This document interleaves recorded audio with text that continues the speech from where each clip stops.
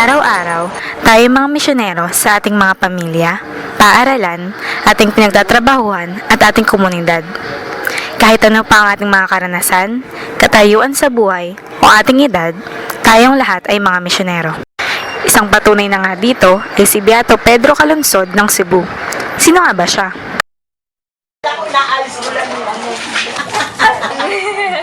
Sino si Pedro Calungsod para sa'yo? Siya ba yung magiging Santa sa October? Kilala niyo po ba si Pedro Calungsod?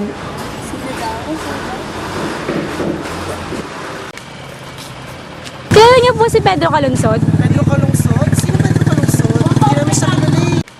Si Pedro Calungsod ay isang sakristan at misyonero na sa murang edad na 17 taong gulang ay nagmisyon patungong Guam at naging martir kasama si Beato Diego Luis de San Vitores noong 1672.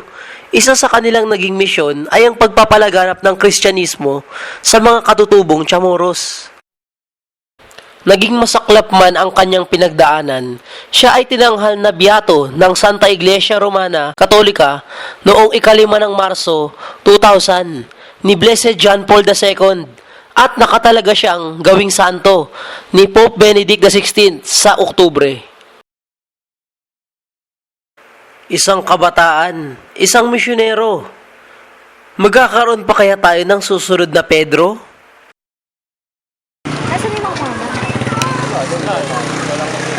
Dito sa Smoky Mountain sa Balot, Maynila, nakilala namin si Mark at Harry, mga kabataang misyonero.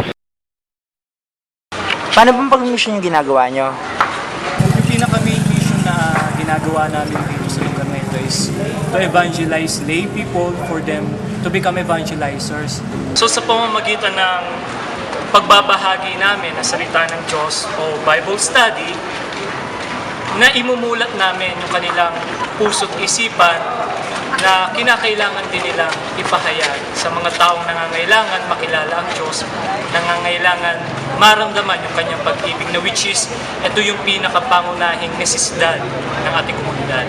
Isa pa rito ay yung aming pagbabahay-bahay sa bawat pamilya. Binibisita sila para sa konting minuto na kanilang ilaan, maging kaisa namin sila na magnilay at manalangin. Bakit niyo napili tong lugar na to para pagmisyonan? Pinili. Actually, hindi namin pinili itong lugar na ito eh. Niyasign kami dito, kahit ayaw na kung gusto namin, kailangan namin pumunta dito. Tapos, nakita rin namin yung kagustuhan talaga ng Diyos, pumunta kami dito kasi nga maraming taong hindi nakakilala sa Diyos. So talagang nakita namin yung mga pangangailangan nila, hindi lang materialis, hindi talagang pagdating sa spirituality, kailangan talaga nila yung Diyos. Para mas maintindihan natin ang kanilang ginagawa, pinili naming makapanayam ang kanilang advisor dito sa Blooming Treat. Kung paano sinugwa ko ng Ama, gayon din naman sinusugo ko kayo ang salita ng Diyos. Salamat. These are the last words that Jesus tells His disciples before He ascends into heaven. And this is also what Jesus tells today. We are also His disciples. Jesus sends us like His Father has sent Him. This is also what missionaries do. They go around the world or in their own environment to share His love of God that they have experienced. Only the person who has experienced the love of God can at the same time share this love with others. And these two youth that you have seen earlier are two members of our group who began to feel the strength of the Word of God in their life. They began to feel the need to share His love to others. That is why we decided to have a stronger experience with God by sharing His Word, leaving behind everything they had, everything they were doing, their family, their friends, for 1 year. Paano naman po ibang kabataan na busy sa school at work at sa ibang responsibilidad pero gusto rin maglingkod tulad ni Harry at Mark? But there is also a group of youth who, because they have their work or their situation is difficult, they cannot leave it, they decide to serve also and preach the Word of God part-time. So these part-time missionaries are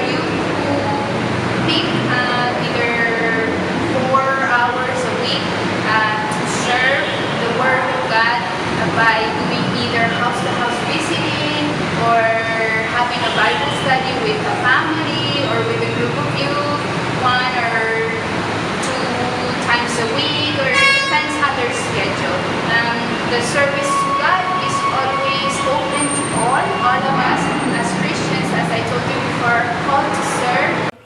Dito rin namin nakapanayam ang isa sa mga part-time missionaries. Isa akong registered nurse at ngayon mas pinipili ko pa maging part-time missionary kahit na busy ako sa mga trainings ko. Kasi alam ko kung gaano ka-importante yung pagsaserve kay God na nandito nakapaloob yung buhay natin na kung hindi tayo magsaserve sa Kanya, mawawala din ang kabuluhan ng buhay natin. Sinamahan namin sila Harry at Mark kasama ang ibang part-time missionary para sa isa nilang apostolate, ang pagbibisita bahay-bahay.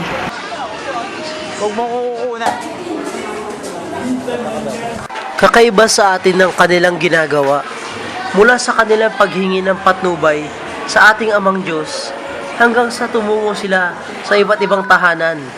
Sa kanila namin nakita ang evangelization ng mga unang apostol. Sabi dito, no, ang salita ng Diyos ay buhay.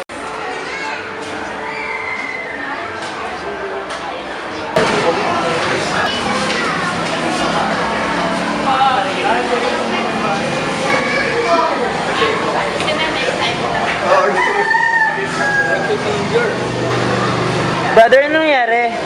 Ayaw ko na po kasi marami ko din ginagawa. Pero sa amin, natural na lang yun kasi yun naman yung mga response ng mga tao pagdating sa salita ng Diyos.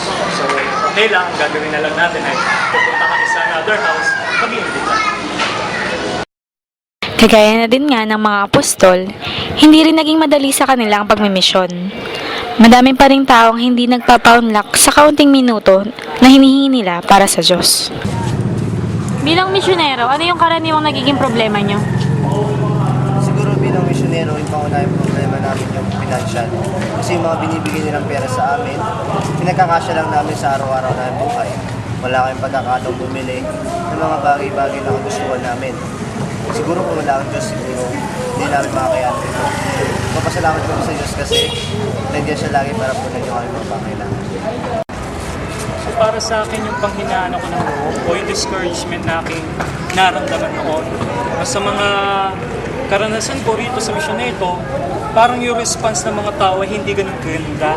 So naramdaman ko na parang sa kabila ng lahat ng ginawa ko, mga effort para ipahatid, iparating ang mga salita ng Diyos sa kanila, parang hindi nila ito matanggap. Hindi nila kayang buksan yung kanilang puso sa salita ng Diyos.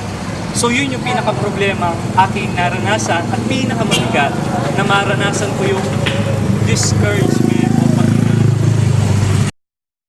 Ngunit sa kanila na rin nanggaling na anumang problema ang kanilang kinakaharap, at the end of the day, nawawala lahat ng iyon. Sa tuwing naaalala nila na may Diyos na hindi sila iiwan. Ang Diyos na tanging dahilan kung bakit nila ito ginagawa.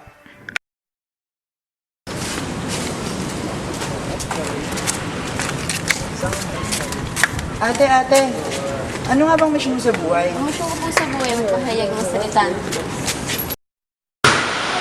Bilang kabataan, ano bang mission mo? Ang mission ko ay ang mag-evangelize ng mga tao sa pamamagitan ng pag-share ng salita ng Diyos. Siyempre maging santo. maging susunod na Pedro Calungsod.